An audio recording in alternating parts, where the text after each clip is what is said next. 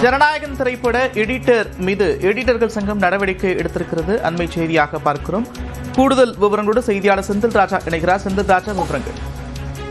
நந்தா, விஜய் நடித்த ஜனநாயகன் திரைப்படம் திரையரங்கில் வெளியிடுவதற்கு முன்பாக சமூக வலைதளங்களில் வெளியானது. குறிப்பாக வாட்ஸ்அப் மற்றும் அந்த டெலிகிராம் உள்ளிட்ட சமூக வலைதளங்களில் வெளியாகி பெரும் அதிர்ச்சியை ஏற்படுத்தியது. இதன் காரணமாக அந்த படத்தின் தயாரிப்பாளர் KN புரொடக்ஷனுக்கு அதிக பொருள் இழப்பு ஏற்பட்டது, பெரும் நஷ்டம் ஏற்பட்டதாக தயாரிப்பாளர் சங்கம் என அனைத்து தரப்பிலிருந்தும் கண்டனம் தெரிவித்து வந்தார்கள். இதில் தான் CBI இந்த சைபர் கிரைம் விசாரணை செய்தது. அந்த படத்தில் பணியாற்றிய ஃப்ரீலான்சர் எடிட்டராக பணியாற்றிய நபர் அந்த படத்தை வெளியிடுவதற்கு காரணமாக இருந்திருக்கிறார் என்று கண்டுபிடிக்கப்பட்டு அவரும் கைது செய்யப்பட்டிருந்தார். இந்த நிலையில் தான் எடிட்டர் சங்கம், அதாவது பட தொகுப்பாளருக்கு சங்கம் இருக்கிறது. தமிழ் சினிமாவில் 24 கிராஃப்ட் இருக்கிறது. அதில் பட தொகுப்பாளர் சங்கமும் ஒன்று.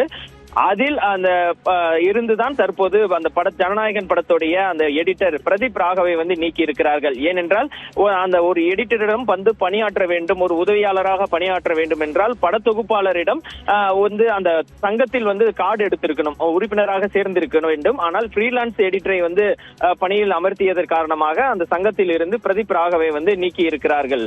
நந்தா,